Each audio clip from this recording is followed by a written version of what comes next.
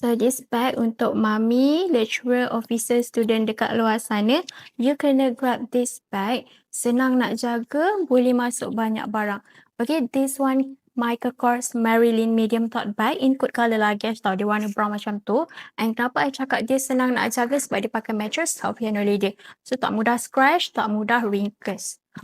So untuk bahagian depan, dia ada slip pocket tau.